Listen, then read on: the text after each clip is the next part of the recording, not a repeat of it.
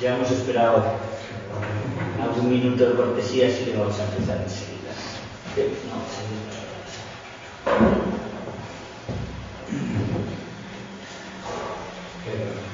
me ha ido el presentador ahora.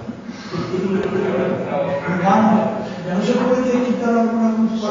Sí, ahora las quitamos. Sí, porque no nos tratar. No sé, es cómo funciona esto, porque las están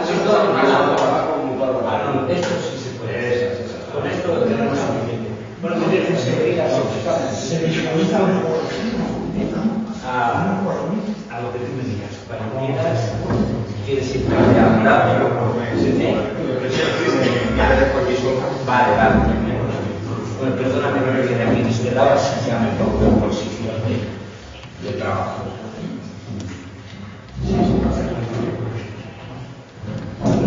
Sí. Buenas tardes. Vamos a comenzar el ciclo de conferencias dedicadas al patrimonio industrial de Béjar y me van a permitir que tenga la osadía de presentarles al conferenciante de hoy, y digo osadía porque con toda seguridad, con toda certeza, le conocerán ustedes mucho mejor que yo en lo personal y en lo profesional. Urbano Domínguez Garrido es presidente del Centro de Estudios Bejarano, es miembro del Consejo Asesor del Ente Regional de la Energía y miembro del Grupo Cultural San Gil. En su formación y actividad profesional es doctor en Ciencias, licenciado en Geografía e Historia, perito industrial, ha sido profesor en las Universidades Autónoma y Politécnica de Madrid y en la Universidad del País Vasco, profesor visitante en diversas universidades extranjeras y en la actualidad es catedrático de Ingeniería Mecánica en la Escuela de Ingenierías Industriales en la Universidad de Valladolid. Bien, Béjar y su comarca ha sido un tema de trabajo de todo lo que ha sido la investigación de Urbano Domínguez Garrido. Y el tema de Béjar y comarca lo ha abordado desde muy diversas perspectivas, destacando su preocupación por el patrimonio industrial bejarano. Conferencias, cursos, seminarios, presencia en revistas y en diarios, colaboración también en audiovisuales sobre temas de uso y gestión del patrimonio jalonan su interés por este tema. También ha investigado sobre otros temas históricos como la Villa Renacentista del Bosque, la Vía de la Plata, a su paso por el Alfoz bejarano, entre otros aspectos relacionados con la comarca bejarana. Esta primera charla, esta primera conferencia que vamos a escuchar, en esta primera conferencia se incide en la singularidad e interés del patrimonio industrial de Béjar, abordando la necesidad de una aproximación integrada a su conservación y puesta en valor, para luego presentar algunos de los datos más significativos de los edificios que se recogen en el inventario de industrias textiles de Béjar. A continuación, se comentan las previsiones respecto de estas instalaciones en la revisión del Plan General de Ordenación Urbana de Béjar de 2009, así como algunas de las intervenciones más recientes sobre este patrimonio. Para terminar, en esta charla se analizan las consecuencias de futuro de algunas medidas de protección, conservación y puesta en valor. Les dejo, así pues, con Urbano Domínguez Garrido. Muchas gracias. Quiero agradecer a Miguel García Figuerola, que es director del Museo del Comercio de Salamanca. En primer lugar, sus amables palabras de presentación, además de haberse tomado la molestia de venir hasta aquí a Béjar para abrir el ciclo. Y le quiero agradecer también el que tuviese la iniciativa de hacer un ciclo sobre el patrimonio industrial de Béjar, que pensó que podría denominarse 3 miradas sobre el patrimonio industrial bejarano, ya que se trata de 3 conferencias. Y a partir de esa idea que él tuvo, conectó con el Centro de Estudios Bejaranos y nos ofreció el participar, y nosotros pues estuvimos encantados de poder intervenir desde el centro, tanto con mi aportación como con otra conferencia que es la que va a cerrar el ciclo en Béjar, que es la conferencia del profesor de esta escuela, que acaba de llegar aquí en primera fila, Javier Ramón Sánchez Martín, que va a hablar del tema de la ruta de las fábricas textiles, un tema muy interesante, y su relación con el turismo. Entre nosotros dos va a haber una conferencia de dos arquitectos de la asociación Yámpara, que van a hablar del patrimonio industrial de la comarca también. Entonces ellos tienen una visión, digamos, una aproximación al tema más profesional de la edificación, y a lo mejor Javier y yo tenemos más aproximación, más afinidad a los temas técnicos. De cualquier manera, pues creo que es interesante el sacar esto de los ámbitos digamos, de la universidad y el hacer un ciclo abierto. Esto es muy interesante. Y antes de terminar esta introducción, yo sí que quiero invitar a los que están aquí hoy a que si un día vamos a la banca se acerquen por el Museo del Comercio, que merece la pena verlo y casi nadie sabe que existe. Miguel ha traído unos trípticos informativos y los podéis coger. Entonces vamos a pasar una exposición que yo voy a hacer de lo que me parece interesante, singular y digno de que sea conservado y puesto en valor del patrimonio industrial. Y bueno, yo me voy a apoyar en unos textos y unas imágenes, pero en cualquier momento se puede cortar la exposición. Yo no tengo el menor inconveniente. Si alguien quiere comentar algo, aportar o preguntar en el mismo momento, pues mejor. Así me callo yo un ratito y no dejamos todo para el final, que espero que de cualquier manera haya un debate. Así que vamos a ponernos a la tarea. Sobre los antecedentes del patrimonio industrial de Béjar, tenemos vestigios muy antiguos que se han hallado recientemente en unas excavaciones del Palacio Ducal. Estos vestigios corresponden a unas instalaciones de curtido, me parece que son del siglo XIII o XIV y documentado es lo más, son los restos materiales más antiguos. Hay numerosos documentos de archivo que nos hablan de la actividad, en la que actividad no diríamos industrial, sino más bien artesanía relacionada con diferentes manufacturas. El término industria es posterior y probablemente no sea muy correcto aplicarlo a la época preindustrial, que por eso se llama así. Hay numerosos documentos y llama la atención el que en el archivo municipal de Béjar hay varias copias de la pragmática a los paños de los Reyes Católicos, muestra de que era un documento que interesaba y que se trabajaba. Otra referencia interesante son las ordenanzas del buen gobierno de Béjar de 1577, que están basadas en otros textos anteriores, otras ordenanzas anteriores, y que tienen datos de industria textil o actividad textil y otras como tenerías y molinos. La localización de molinos y tenerías en las riberas del Cuerpo de Hombre ha sido determinante para el desarrollo de instalaciones en esos mismos emplazamientos. Muchos de estos molinos fueron transformados en batanes y en obradores especializados que precisaban de la fuerza motriz del agua, que son el inmediato precedente de las fábricas del siglo XIX que se fueron construyendo y del siglo XX sobre las riberas. El denominado tinte del Duque fue establecido por Francisco III en 1592 y tuvo un claro protagonismo en la localización de instalaciones en la ribera del río. Poco después los duques añadieron 2 batanes y ya en el siglo XVIII añadieron un tercero. Había una implicación de la Casa Ducal en la manufactura textil desde muy antiguo.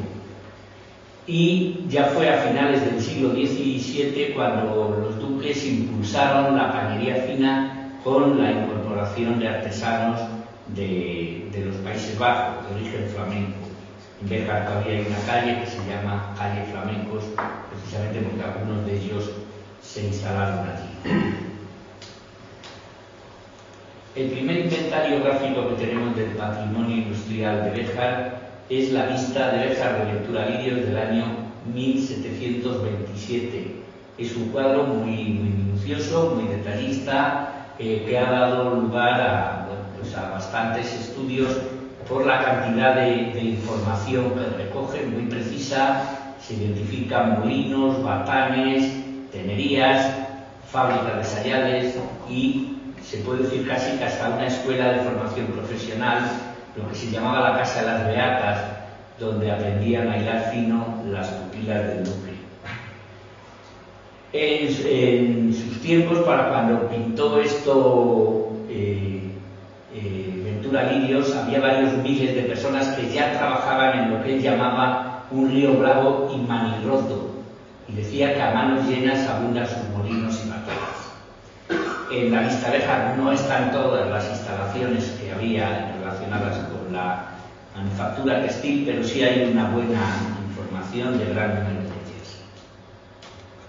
Aquí tenemos lo que es el cuadro Vista Béjar, y bueno, es un cuadro de gran tamaño, y luego podremos ver algún detalle, incluso en la obra Historia Béjar que se ha presentado el sábado pasado en el convento de San Francisco. Se ha sacado muchísima documentación a partir de este cuadro, de iglesias y de monumentos del propio palacio, las casas del concejo, el bosque y ahí también la plaza de Toros del Castañar, que también era una obra nueva por aquellos tiempos.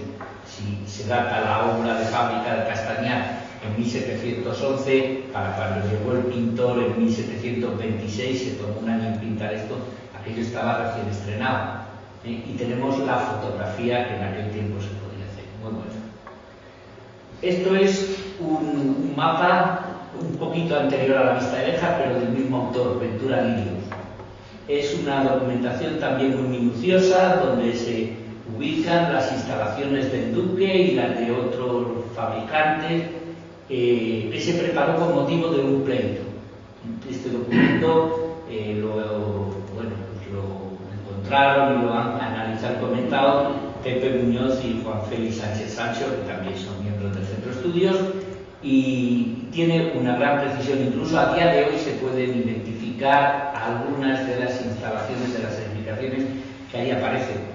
El duque ganó el pleito, no sabemos si porque este plano era mucho mejor que el que llevó el contrincante o porque el ducado pesaba más que el ser fabricante. Moviéndonos ya a tiempos más próximos, hay que decir que hasta 1894, a finales del siglo XX, no llegó el ferrocarril y no duró un siglo en Béjar. Pero la llegada tardía determinó que las máquinas de vapor se incorporasen aquí con posterioridad a lo que ocurría en otras partes que tenían un acceso más fácil, como era, por ejemplo, Cataluña. Las obras del ferrocarril se integraron en el conjunto industrial rápidamente. Tenemos un túnel y un puente que son manifestaciones de esa tecnología de finales del 19 y que supuso un adelanto para la ciudad importante. Esto es de una postal antigua y ahí podemos ver cómo el tren cruza el cuerpo de hombre entre diversas fábricas que aparecen en las riberas.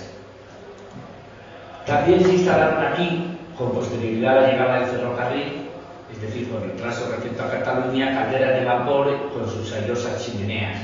Entonces, una de ellas era la chimenea del Tinte del Duque, que para el historiador local Juan Muñoz García era como un hito, una referencia, una imagen de la industria.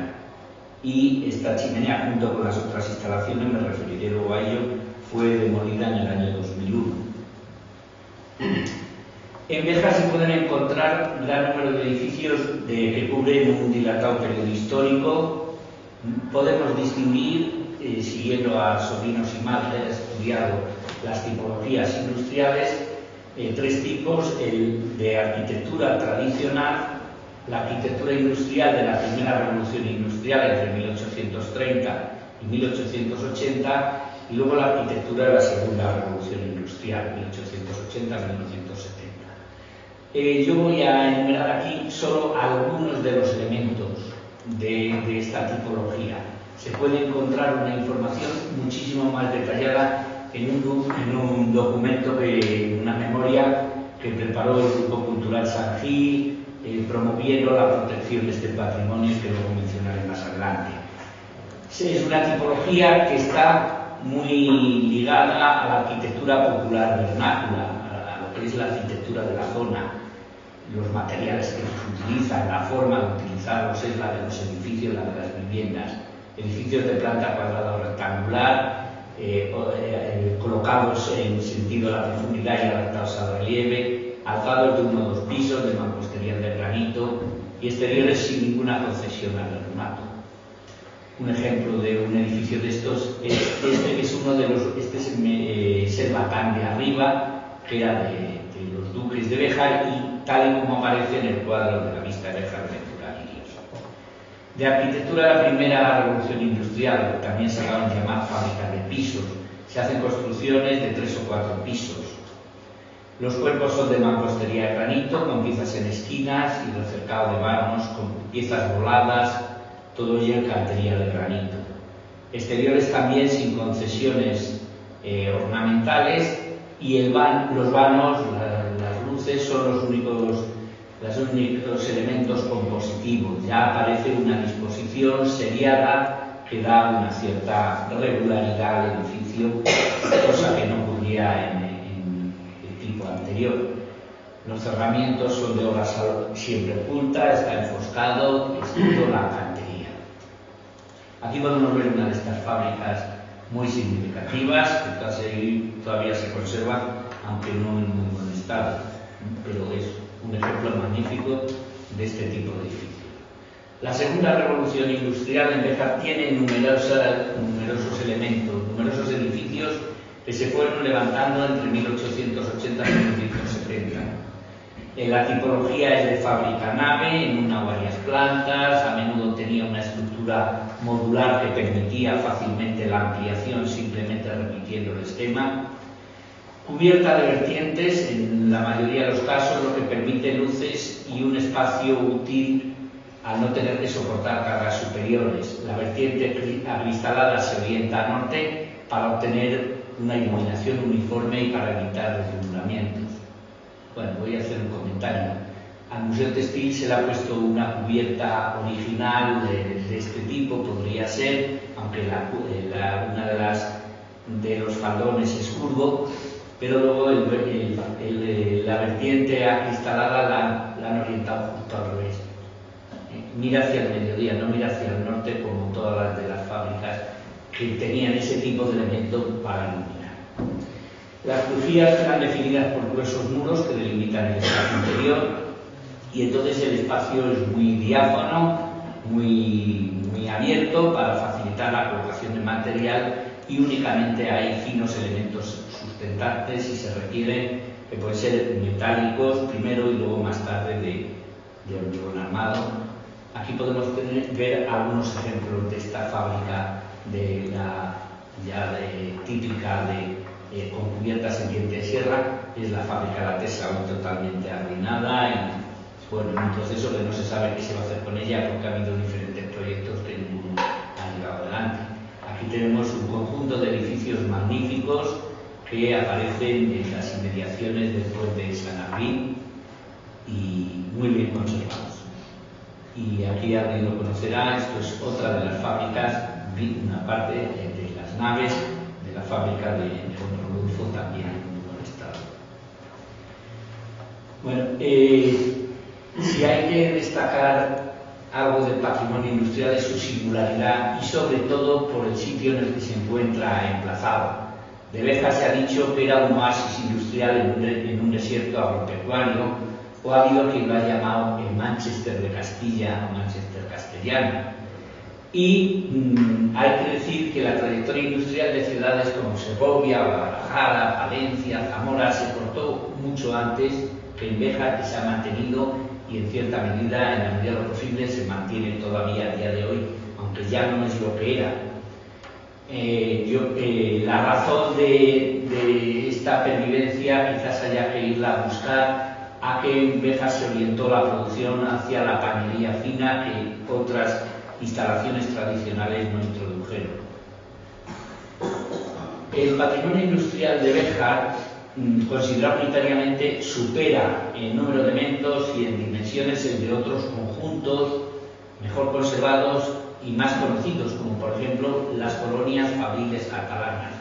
Hay que decir que a lo largo del Llobregat hay un buen número de edificaciones industriales, están muy bien estudiadas, están muy bien explicadas, hay como una serie de museos y de adaptaciones a otros usos, pero no hay en ningún sitio este conjunto, esta concentración como tenemos en Béjar. Entonces, esto deberíamos de tenerlo en cuenta a la hora de abordar qué se puede hacer sobre la base de una consideración integrada, de tratar de interrelacionar los diferentes elementos de tantas épocas.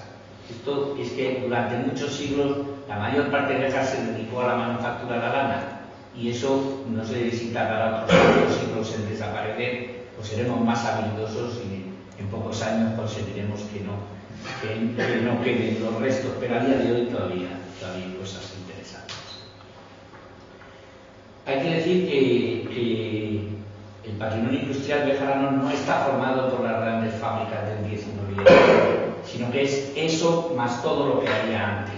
Buena parte de las tareas textiles se realizaban en pequeños obradores. Hay un fenómeno de especialización de la arquitectura durante bastante tiempo. Las técnicas de la arquitectura tradicional se aplicaron a casas fábrica que estaban en el propio casco urbano, algo parecido a lo que estaba ocurriendo también durante los siglos XVIII y XIX en otra localidad próxima, como Candelario. La casa chacinera es otro tipo de casa especializada, casa fábrica, como en Béjar hubo muchas en relación con la actividad textil. Entonces, el asentamiento urbano y el entorno industrial del río componen un doble conjunto que tienen unas constantes arquitectónicas complementarias. Se puede hablar de dos calles mayores al hablar de los edificios. La calle mayor por la que pasea la gente, que va desde la parte nueva hacia la Plaza Mayor, el casco histórico, y la otra calle mayor es el propio río, por la cantidad de edificios que tiene. Bueno, esto lo comentará Javier, que es el que va a hablar de las rutas, de la ruta de las fábricas. Bueno, este patrimonio debe de considerarse a partir de otras construcciones auxiliares, que no son ya las fábricas, pero que permitían su funcionamiento. Y así hay que prestarle alguna atención a elementos menores como canales, pesqueras, puentes y pontones, caminos de servicio, tendederos, que eran el complemento o los medios para facilitar la actividad. En este plano no se ve nada más que unas manchas. Béjar tiene una topografía muy accidentada y una geometría muy alargada, con lo cual, cuando uno quiere representar algo, llega a representaciones a una serpentina, y ahí hay que tratar de explicar. Bueno, yo le traigo aquí porque en rojo se han marcado las principales instalaciones industriales de la ribera del río, y en verde se han marcado las principales instalaciones del casco urbano de la ciudad, para que se vea cómo está muy extendido en ambos ambientes. El conjunto, aparte de los edificios, aparte de la maquinaria, hay que decir que tiene también un patrimonio inmaterial que ha condicionado o que dimana de la evolución de formas de vida relacionadas con la actividad, las propias relaciones sociales, los valores y las preocupaciones que en Béjar han sido diferentes de la España agraria, y también la educación y la formación profesional aquí han tenido una especialización que en otros sitios no había. Entonces son rasgos que tienen un interés etnográfico y que hay que analizarlos en conjunto con los restos materiales y no separarlos. Debemos de tratar de una conservación de los elementos valiosos, de lo más representativo, de lo que se necesite para interpretar el conjunto, no solamente por objetos o edificios, sino también pensando en una recuperación funcional e incluso manipulativa del tipo en la que se puede encontrar en algunos museos. El Museo de Béjar, en relación con el patrimonio industrial, tendría una parte de sus elementos en el edificio del Museo Textil, que tiene un edificio en las inmediaciones del puente San Agustín, pero buena parte del museo es la propia ciudad, buena parte del museo son archivos, son documentos, son los propios edificios del conjunto urbano, y todo eso bueno, pues no se puede meter en una sala, no se puede archivar, y entonces el Museo Textil sería ¿cómo se llama? Un paisaje cultural. En algún momento, cuando nosotros estábamos tratando de promover la conservación de esto, se nos decía que la protección que le correspondería a Béjar sería de paisaje cultural. No se ha hecho nada en este sentido, luego todavía estamos a tiempo. Y hay otros entornos, otros enclaves en Europa que tienen esta consideración y que son objeto de la visita y de la atención de mucha gente. Bueno, respecto a la protección del patrimonio industrial en España, solo se ha empezado a abordar muy recientemente y durante algunos años incluso esto ha quedado en el ámbito de los especialistas nada más, y ya en los últimos años podemos hablar de que empieza a sonar en la calle también, y hay alguna actividad en este sentido. En el año 2000 se elaboró el primer Plan Nacional de Patrimonio Industrial, y fue en ese año, a partir de ese plan, cuando se hizo el Inventario de Industrias Textiles de Béjar, que se elaboró en el año 2003, y que es un documento de referencia magnífico para todo esto. Hay que decir que este inventario no se menciona en el Plan de Ordenación Urbana de Béjar, como si no existiese. ¿Qué dice este inventario de las industrias de Béjar? Pues yo he sacado de las diferentes fichas, he preparado una tabla donde dice, por un lado, el emplazamiento y por otro lado, el grado de interés con el que aparecen en el inventario. Entonces así se puede ver que en las márgenes del río están inventariadas 27 industrias consideradas de interés entre alto y bajo. En el casco urbano hay otras 27, y fuera de Béjar, en las inmediaciones, hay un total de 5. Entonces, bueno, pues si hablamos de que se habla ahí de 59 instalaciones, se considera de interés alto más de la mitad. En Béjar tenemos protegido el conjunto histórico desde el año 74, y hay un plan especial de protección, y entre las medidas de protección pues, se protegen algunas de las industrias que están en el casco histórico. Por tanto, en él no se contempla en el BIC, este bien de interés cultural, nada relacionado con los edificios fabriles fuera de lo que es la delimitación.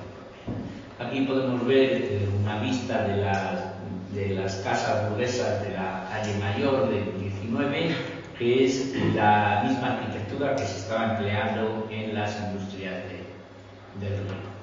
El que no tenga protección el conjunto industrial del río, protección como tal, luego comentaremos qué es lo que se ha arbitrado, pues parece que pedía una cierta, digamos, una cierta iniciativa.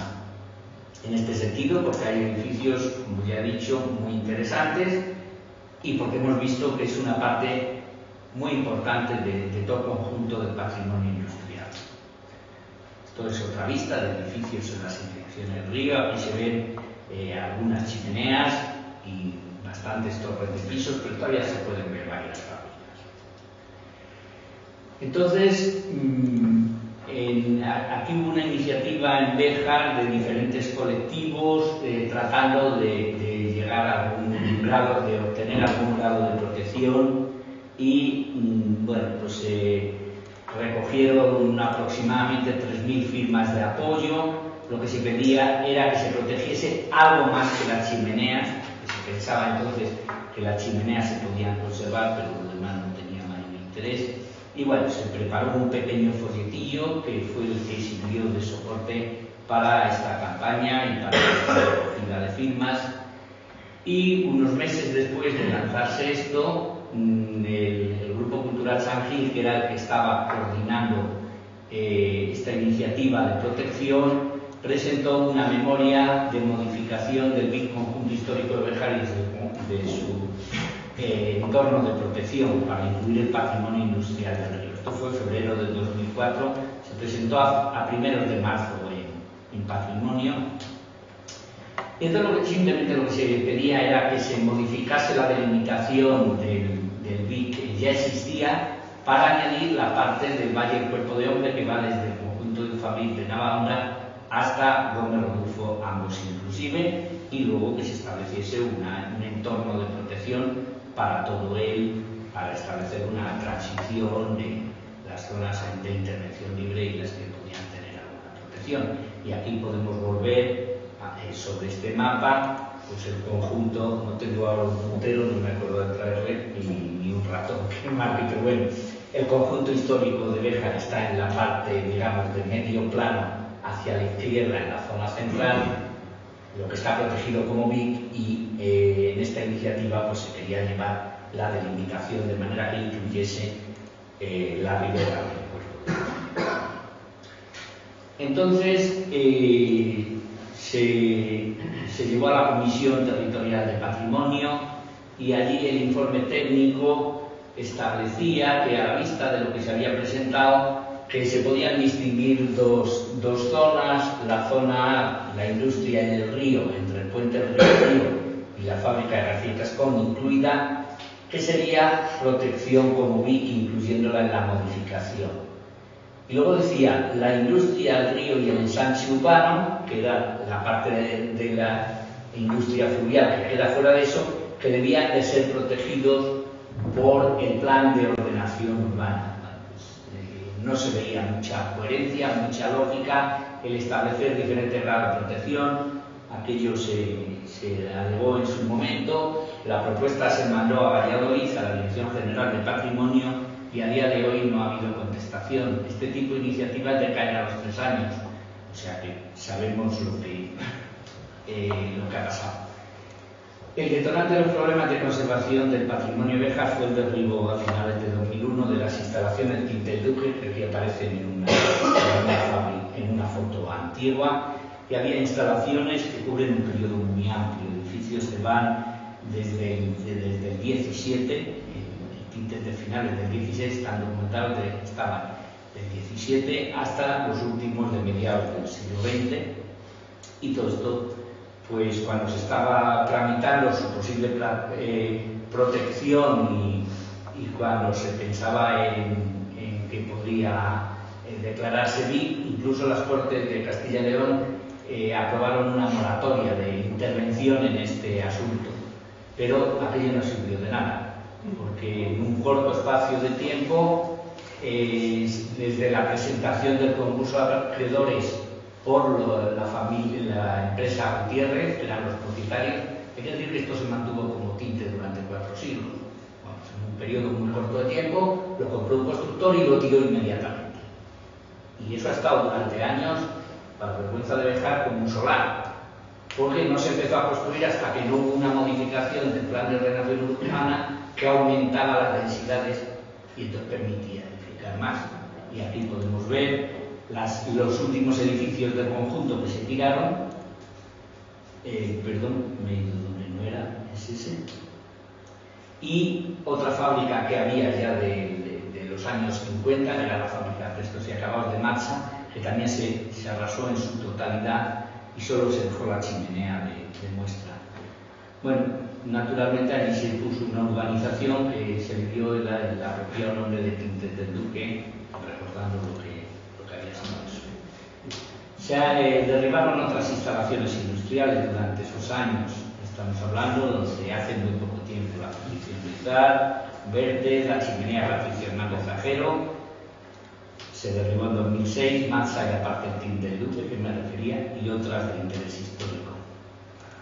¿Y qué otras actuaciones urbanísticas se han iniciado o se prevén sobre el patrimonio industrial? Pues ha habido varios convenios del ayuntamiento con promotoras y luego hay iniciativas de modificación en las revisiones del plan de ordenación urbana. Y aquí marco yo en rojo las instalaciones industriales que están en la zona que va desde el Puente Nuevo, en la parte inferior de la figura, hasta el puente del Río Frío, que aparece en la parte superior izquierda. Y se puede ver que hay un núcleo muy interesante de bastantes instalaciones y que además, digamos que fue el origen de las instalaciones fluviales. Esto es una vista de cruce y ahí se ha marcado con el número 1 una zona industrial en el casco histórico, con el número 2 otra de las industrias de la Ribera. Voy a comentarlo muy rápidamente. El número 3 es otra intervención también sobre Industria Río, y todavía se puede ver el número 4 cuando estaba un solar arrasado, el antiguo emplazamiento del Tintes del Duque. En el casco histórico, en las inmediaciones de la muralla, se definió lo que entonces se llamó una unidad de normalización 4. Luego creo que se ha cambiado esta designación, pero básicamente lo que se decía era que se derribaban las fábricas de Muñoz, Manolo Bruno, Rafael Díaz y otro edificio modernista, que es la fábrica de botones racionalista de la fábrica de Emilio Muñoz, que este no aparece en el inventario de industrias textiles de Béjar, simplemente porque no era una industria textil nunca, fue una fábrica de botones. Y todo eso se sustituiría por bloques de pisos. Se hace una figura un poco, no sé cómo calificarla. Se dice que junto a la muralla antigua se coloca una nueva muralla nueva a base de estos bloques. Lo que es que la muralla nueva tiene el doble de altura que la muralla antigua, con lo cual compite muy desigualmente. Bueno, lo que estaba marcado en 2 era un convenio entre el ayuntamiento y una constructora también, y ahí se iba a derribar todo excepto una de las naves. Esto estaba catalogado, las naves tenían bastante interés, varias de ellas, según el inventario. Y entonces se queda una que es la que menos estorba. Es bastante pequeñita, queda más cerca del río y permite disponer libremente del conjunto. Y luego se hizo otro convenio del ayuntamiento con otra constructora. Esto no se ha desarrollado, para el desarrollo de lo que quedaba de la fábrica de Gutiérrez, de Gosalvez, alrededor de lo que hoy es el supermercado de Eroski, a base de tratar de aprovechar. Y decía que se conservaría la chimenea, esto es una constante en cualquier intervención de Béjar, y el edificio de calderas. Y luego en el resto de las naves, que ahora lo veremos, se levantaría planta baja más 5 en algunos sentidos. Esto era como estaba este conjunto. En primer término se puede ver lo que eran las instalaciones de Gosalvez antes de la construcción de las naves nuevas, y aquí se puede ver más al fondo las instalaciones de Tintes del Duque. Lo que tenemos ahora todavía es esto. Lo que se proyectaría, no se ve muy bien porque es una imagen un poco muy pequeña, pero se ve que se recrece sobre las naves existentes, se recrece varias plantas, hay 4 las que hagan falta, y es un añadido que cambia totalmente la fisonomía. Bueno, y entonces ahora vamos a la normativa. Me estoy enredando mucho porque me entretengo en muchos chismes. Quizás debería ir más a la materia y voy a tratar de acelerar un poquito. ¿Qué dice el Plan General de Ordenación Urbana Lejana en relación con el patrimonio industrial? Pues hace una declaración formal al principio que dice que tiene un destacado valor histórico, didáctico y científico. Cabe destacar los elementos de patrimonio industrial vinculados a la actividad fabril textil, actividad tradicional. Entonces, se dice que es muy interesante y luego dice, ¿qué se puede hacer con la industria fluvial? Tiene un artículo sobre industria fluvial convertible. Dice, tiene en común un entorno natural de gran valor, así como el valor constructivo en la mayor parte de los edificios existentes. ¿Qué se puede hacer? Dice, se mantienen las condiciones de edificación resultantes del proyecto originario y un poquito más adelante añade que se podrá modificar siempre de acuerdo con el criterio municipal competente y siempre que no se prohíba expresamente en el catálogo de bienes protegidos de este documento. Luego veremos qué es lo que prohíbe el catálogo. Y luego dice que se busca la recuperación de estos edificios de importante valor constructivo y estético. Vuelve a insistir en lo mismo para los que se prevén usos terciarios o residenciales y añade la modificación de huecos en fachada siempre que no suponga una transformación sustancial de la composición, pudiendo autorizarse otros tipos de huecos. O sea que queda muy indefinido qué es lo que se puede hacer, pero sobre todo lo que queda claro es que es el técnico municipal, el arquitecto, el que decide lo que da de paso y lo que no da de paso. Y entonces debiera ser un poquito más preciso, porque además, ¿qué dice el catálogo? Pues el catálogo tiene una ficha para 4 azudes y varios saltos de agua, habla de 3 chimeneas industriales, la ficha número 27, 25 instalaciones textiles, números 28 a 32, y además se cataloga con el número 53 dentro del apartado de edificios residenciales las fincas de los números 12 a 17 de la calle Colón, que en realidad fue la fábrica de Claudio Cascón, otra fábrica más. ¿Qué figuras de protección? Para protección integral, ningún edificio. Protección estructural, solamente la TESA y Gómez Rodolfo. Yo no sé qué significa la protección estructural de la TESA a día de hoy. Quizá alguien me lo pueda explicar, porque ha desaparecido la estructura. Queda un poquito de los muros y no sé si algo más. Protección ambiental, todas las de Gómez Rodolfo, se establece una protección estructural, pues todas las restantes del catálogo. Y entonces, la protección ambiental, que sería la aplicable, dice, se permiten obras de conservación y rehabilitación, por supuesto, se permite aumento de volumen y de la superficie de ocupación en planta. Bueno, malamente se va a aumentar la superficie de ocupación en planta si uno se atiene a las paredes, a los muros. Se establece que hay que mantener la alineación existente cuando sea obligatorio mantener la fachada del edificio. No aclara en ningún sitio cuándo es obligatorio esto. Y dentro de las obras de reestructuración se admite modificación de volumen vaciado del edificio.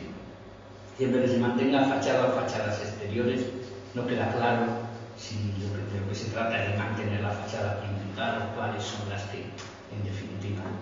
Y luego habla de los elementos catalogados y dice, ¿qué es lo que dice que se puede hacer? Ojo a la terminología. Se aconseja la protección del edificio sobre posibles actuaciones con el fin de mantener la composición y el ritmo de los huecos de fachada y procurar en todo momento mantener la estética. Esto es un consejo. Y luego dice, cualquier intervención en este inmueble deberá contar con licencia municipal correspondiente, quedando prohibida la instalación de publicidad, cables, antenas, conducciones aparentes y todo aquello que menoscabe la apreciación del elemento. Bueno, por supuesto que no se va a hacer nada sin licencia municipal. Esto ya, para eso no hace falta proteger el edificio.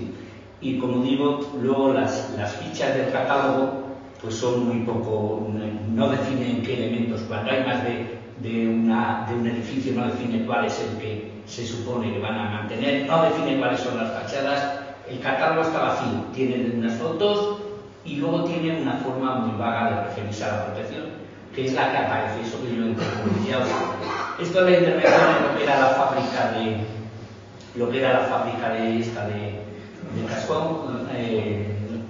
Javier hizo un artículo en la revista Estudio Bejarano sobre esta fábrica, una fábrica magnífica, tenía 4 plantas por la parte de atrás y es un edificio pues, de bastante longitud sobre la calle Colón. Y ahí lo que ha pasado es que, bueno, se ha hecho una de estas intervenciones conservadoras sobre medio edificio. Se ha actuado en medio edificio porque se compró exactamente la mitad. Y entonces, ¿qué es lo que pasa? Bueno, pues lo que pasa es lo que vemos, por ejemplo, en la parte de arriba corresponde a la fachada de la calle Colón, que sobre las 2 plantas pues aparecen 4, aparecen otras 2. Y eso determina que la cornisa que antes iba arriba del edificio, pues ahora queda a media altura. Se ha modificado la geometría de los huecos, el concreto de la puerta de acceso. ¿Y qué se ve por la parte de atrás? Era un edificio interesante de conservar y que tenía una personalidad propia. Pues por la parte de atrás, bueno, pues se ve que ha crecido tanto como por las delante, se le han dado 3 plantas más, pero se ha modificado toda la estructura del edificio. Los huecos han pasado a ser huecos rasgados, apaisados, totalmente diferentes. Lo que se ve en la parte de la derecha es la media fábrica que queda, y lo que se ve en la parte de la izquierda es el edificio que se ha hecho. La figura no se aprecia muy bien, pero la fachada de la parte izquierda se ha adelantado 1 metro respecto de la derecha. O sea que si alguien luego a partir de ahí interpreta que eso era una fábrica y era un conjunto, muy complicado. Y este tipo de intervenciones ya había otra anterior en Béjar en ese sentido. Yo las traigo porque son ilustraciones de lo que el arquitecto municipal puede entender que se puede hacer con un edificio de interés. Esto era la antigua Fonda España, no era un edificio industrial. Y entonces pues se recreció, se prolongó por un lado, que era una cochera. Tenemos una cornisa desubicada en la fachada principal, y en la fachada posterior pues vemos también el resultado. Lo tenemos aquí. Es esta parte que tiene un edificio con balconada de rejería forjada y luego se ha completado. Hay que decir que esa fachada estaba como 10 metros más atrás, más hacia dentro, porque había un jardín delante. Entonces se ha traído y se ha llevado. Bueno, este es el tipo de cosas que se pueden hacer. Hay catalogados una serie de elementos, pero lo que no está claro qué es lo que se quiere proteger y cómo se quiere proteger. ¿A qué se pueden dedicar? Pues a su propio plan, servicios municipales, usos sociosanitarios. Se prevé en el plan de protección del casco histórico ubicación de actividades y servicios en edificios catalogados con protección integral o general. Básicamente no se está haciendo nada de eso. La mayor parte de las instalaciones de servicios van fuera del casco en edificios de nueva planta. El inventario habla también de la rehabilitación de instalaciones industriales como vivienda, y en algún momento se planteó la ubicación del Parador de Béjar en alguna instalación de estas. ¿Qué se hace en otros sitios? Bueno, pues Béjar ha tenido siempre mucha relación con Cataluña, relación directa personal, relación comercial, y en definitiva tenían alguna similitud en el tipo de actividad y el tipo de industria que había. Los catalanes se plantearon esto en serio hace años. Javier tendrá datos más concretos porque va por ahí de vez en cuando, de cómo a partir de un acervo, un patrimonio, a mi modo de ver, mucho más disperso y por tanto menos interesante proteger que esto, pues lo tiene. Y luego otro ejemplo que tenemos más cerca de Cataluña, aunque es en otro país, es en Comillá, es otra ciudad textil, aquí a 200 kilómetros o así está de Béjar. Y entonces buen número de fábricas son sede de edificios administrativos, docentes y residenciales. La mayor parte de ellos pertenecen a la Universidad de Beira Interior. Esa universidad se fundó nueva hace poco tiempo y se plantearon si hacían un campus, y decidieron pues utilizar bastantes edificios, otras facultades están fuera. Bueno, y yo con esto traía por aquí unas fotos que ya no vienen al caso, pero con esto he completado lo que quería exponer. Primero, que en Béjar se aprecie lo que se tiene, porque muy a menudo es la gente de fuera la que tiene que venir a decirnos lo que valen las cosas por las que tenemos más idea. Y a partir de esa apreciación, pues que se trate de incidir sobre los poderes públicos para una protección efectiva. Efectivamente, ¿por qué no se ha hecho nada desde patrimonio en relación con el paisaje cultural que le caería también aquí? ¿Por qué cuando llega el momento del plan de ordenación urbana el hacer un catálogo de edificios ha sido un avance? Esto se llevaba pidiendo años y años y solamente ya al final, en la última, la penúltima modificación, ya no sé cuántas revisiones ha habido, pues los ha incluido. Lo que pasa es que se ha hecho un catálogo hueco, un catálogo que solo tiene los nombres y alguna foto, porque no dice que hay que proteger y cómo hay que proteger. Bueno, pues muchas gracias a todo el mundo por la paciencia, y si alguien quiere comentar alguna cosa, que hagamos un pequeño debate en la medida de lo que podamos decir, que como todo esto, la decisión está fuera de nosotros, pues sí que hay. Me refiero al expolio del tinte del Duque de Béjar, o tinte de Gutiérrez, que le conocemos más, ¿no? Coincidiendo en las fechas cuando se estaba haciendo el inventario del patrimonio industrial de Béjar, se llevó a cabo esa barbaridad. Quiero hacer constar mejor que... No se había tirado todavía, perdona que te corrija. Te voy a decir, no se había tirado porque fueron a ver al constructor, a Faustino Esteban, a decirle que estaban haciendo un inventario por el cargo del ministerio y no lo dejó entrar. Y fue poco, no lo dejó entrar, no hay datos, no hay ficha del tinte del Duque. Y fue poco después cuando se tiró.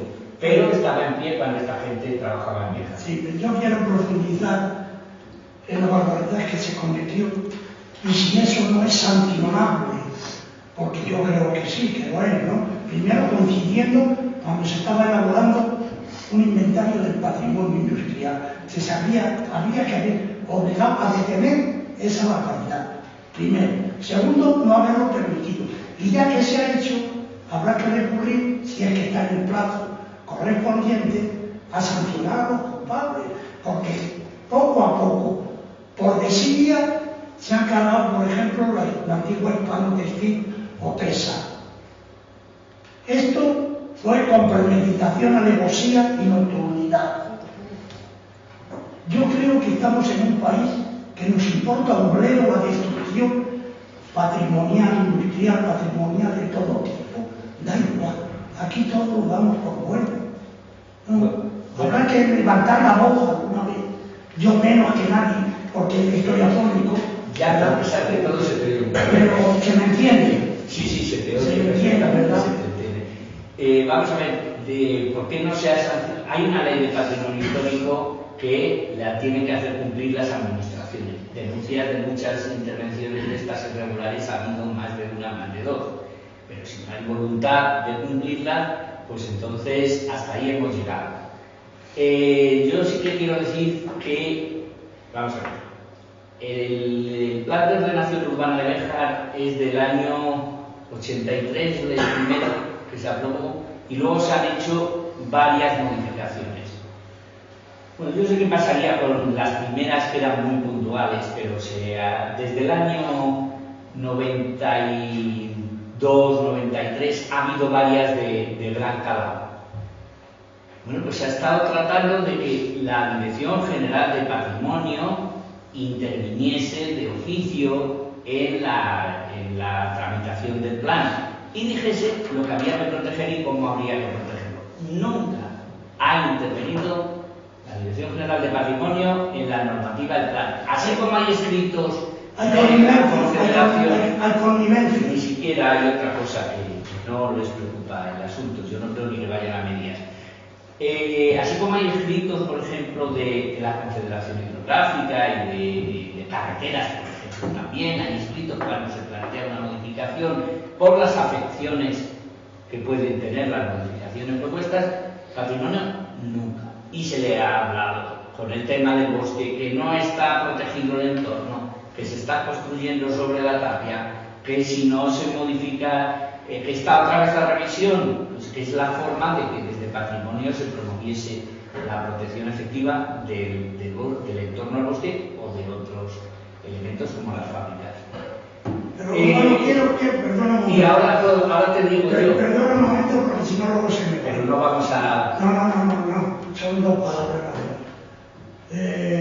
La barbaridad ha sido completa no solo en el sentido que he apuntado, sino que ese edificio que se destruyó, que se quemó, era, junto con la Casa de la Moneda de Segovia, los dos edificios industriales más antiguos de toda España.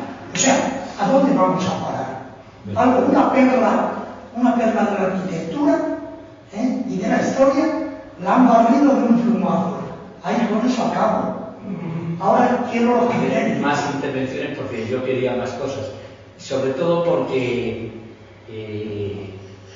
lo pasado es muy desgraciado y no sé hasta qué punto la responsabilidad la podremos coger, pero yo quisiera que interviniese más gente. Pero lo que hay que moverse es para el futuro, para lo que estamos viendo que está marcado para que vayan con la piqueta. Nos han dado unos años de respiro, con las piquetas volverán. Pero bueno, la Casa de la Moneda, sí, coetánea de esta, está habilitada y está ya para visitarla. Ya. Al contrario de esta. Bueno. El Teatro Cervantes de Segovia, que existe con el mismo nombre que se trató de hacer lo mismo en Segovia que con la barbaridad que se hizo aquí de alzar otra planta. Bueno, pues allí no se permitió y aquí sí. La Casa de la Moneda aquí se rehabilita y aquí se destruye el tinte de A ver, que alguien tiene... Increíble, ¿no? Vamos a dar para quisiera hacer una referencia que he hecho en falta y tengo de la retina una imagen de una fábrica que era sumamente atractiva por sus dimensiones y porque tiene ese sello, igual que la fábrica de Nuevo Luz, tiene ese sello inicial del 19 y era la fábrica de Rocamora, que es la familia militar, que no se hace referencia ni siquiera existe una foto. Y parece que estoy viendo esos dientes de sierra de la cantidad de naves que había ahí. Sí, era otro conjunto importante en México y además durante años con una gran actividad, dio mucho dinero, mucho empleo y en su momento efectivamente pues ha habido una tolerancia grande porque se habla de, por ejemplo, de la fábrica de Bruno, que hay el 28 de septiembre que se está derivando ahora. Es un evento para edificar y hay un portón ahí de mecánico y ese es un callejón. Pues yo he tenido acceso con ocasión de un trabajo profesional, he tenido acceso a una documentación. Hay un callejón, al igual que desde la calle Colón se explicaba desde la muralla de la población, pues hay un callejón que iba desde ahí donde está ese portón hacia un patio que hay muy grande que está detrás del hotel comercio, que ahí hay un jardincillo y ahí hay una puerta, hay un arco de entrada a la muralla y que luego, por debajo de las casas de lo que es la puerta de la villa, se accedía a la puerta de la villa. De tal manera que los trabajadores desde la puerta de la villa accedían a Campo Pardo precisamente a través de ese. Eso es la reorganización de todo el conjunto que yo marcaba como uno en la vista aérea. No hay un detalle parecido y que desde la calle, no sé si creo que se llama Ronjal, por ahí de Don Juan Muñoz, para tomar de todo, pues ahí enlazaba exactamente donde vivía la familia Manso y la zapatería Candy, que igual toda la vida, pues ahí hay un callejón que también era de la entrada a la calle Mayor y a Campo Pardo, que es donde está hoy día Maitena y una zapatería de zapatero Remington. Ahí había un callejón, porque también he tenido ocasión en un evento de mi profesional de rastrear esas circunstancias. ¿Alguna otra intervención o comentario, propuesta sobre esto? Pues, simplemente Javier pronunció su discurso de ingreso en el Centro de Estudios de Bejarano sobre un plano de la fábrica de Navahonda del año 1868 y que es de los primeros documentos que aparecen firmados, en este caso por un ingeniero y en otros casos a partir de esa época aparecen firmas de arquitectos, porque toda esta arquitectura, la mayor parte de la arquitectura que hemos hablado es anónima, es la arquitectura tradicional. Bueno, pues ese día, con motivo del del discurso de Javier, permíteme que haga este pequeño comentario. Yo me refería en mi presentación a la protección del patrimonio industrial. Le decía al alcalde, que le tenía sentado a mi lado, y eso está escrito en la presentación del discurso, que lo que había que hacer era pues, definir más claramente lo que había que proteger y eliminar la discrecionalidad del técnico correspondiente. No sé si alguien estaba pendiente. Ah, sí, eras tú que no te daba eso. No quería yo decir, como luego el jueves voy a intervenir. Pero sí, yo, vamos a ver, lo pasado desgraciadamente es irrecuperable, con gran dolor, entre otros, de mi corazón. Pero lo que sí está claro es que tenemos que centrarnos en tratar de que se proteja lo que queda. ¿Por qué? Porque todavía, dentro de lo que cabe, quedan muchas cosas. Y quedan alguna casa obrador, queda de la tipología de nave, vamos, de fábrica de pisos, quedan varias.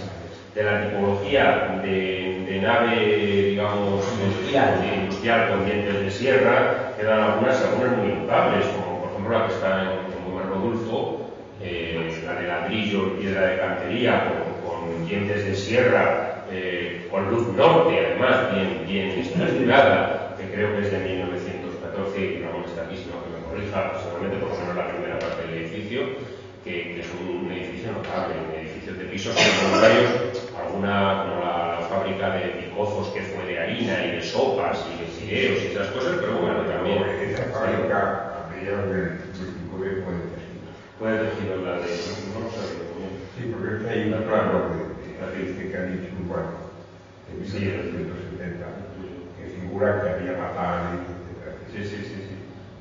Perfecto, la corrección. Y luego, pues, del tipo de casa obrador, hay una que es muy curiosa y que a lo mejor tú nos puedes decir algo. Debajo del murallón hay una casa muy notable que yo creo que tiene que ver algo con tu familia o alguien me ha dicho algo de eso. ¿Eso ha sido casa obrador alguna vez? Hasta donde yo sé, es una casa muy notable que sí, hasta donde yo sé, esa casa la construyó el Gorri padre. Y no sé qué había ahí antes. Lo que se ve ahora es de, bueno, pues yo no sé de este hombre cuándo nació y cuándo eso. La de la familia de mi padre. Eso, yo creo que se construyó nueva. Se construyó así, no sé por qué motivo, una casa muy amplia, con un jardín grande atrás, pero yo creo que eso es de. Yo no tengo documentado que haya habido industria textil en su momento.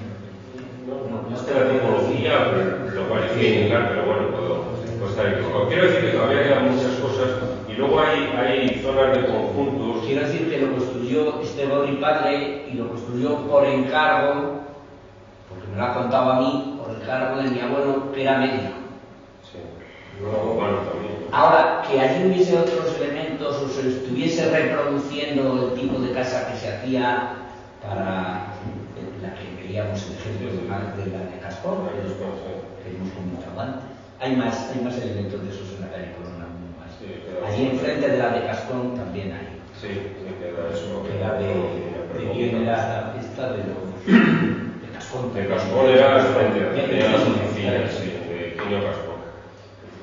Bueno, yo no estoy de acuerdo con lo que acaba de decir aquí este señor ahora, que ya cuando ha habido algo que se ha cometido un error y es irrecuperable, debe ser sancionable también, a pesar de que no se pueda recuperar, a pesar de ello, porque si vamos a tolerar todas las barbaridades que se cometen, estamos en una plena sumisión hacia los gobernantes. No han hecho de acuerdo con la ley, por suerte, por desgracia. Pero que quiero hacer una advertencia, mire, todos conocemos la chimenea que ha hecho alusión a ella, han desaparecido algunas, la de Hernández Ajero, pero me recuerda ahora que la de Rosalbe, si alguno se ha detenido alguna vez, le falta la corona superior, es decir, la han destronado.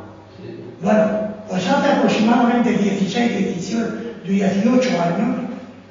el alcalde actual, que también gobernaba por entonces, prometió que cuando se finalizaran las obras del supermercado, de esas instalaciones, ¿sabes?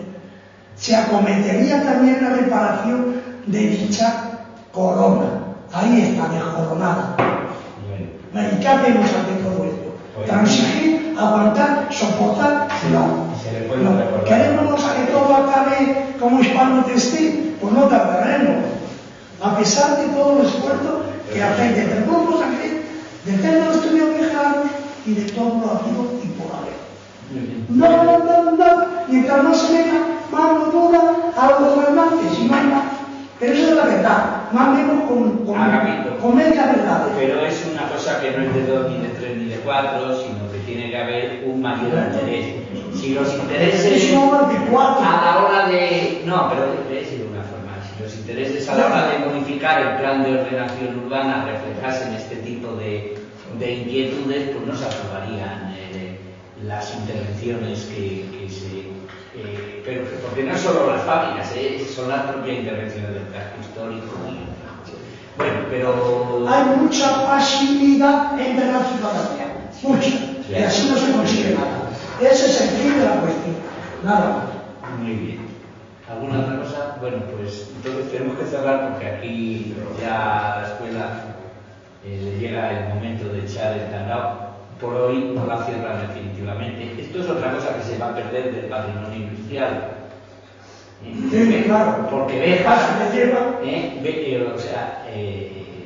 la escuela Béjar fue una de las primeras escuelas industriales de España y ha cumplido, el otro día gente que no estaba informada me decía que era de las que se habían hecho últimas y que por eso a lo mejor la cerraban, pero no se ha hecho de las últimas.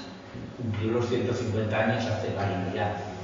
Pero que duda cabe que el haber tenido una actividad educativa en relación con la industria, las propias instalaciones, los elementos de laboratorios, de talleres y tal, y los propios documentos de la escuela, yo creo que habría que tratar de mantener la escuela y recuperar un textil con alumnos. No nos pase lo que el tren, que como no se subía la gente al tren, se llevaron el tren y dejaron la vía. Hubo también un intento de desmontarla. Bueno, pues muchas gracias.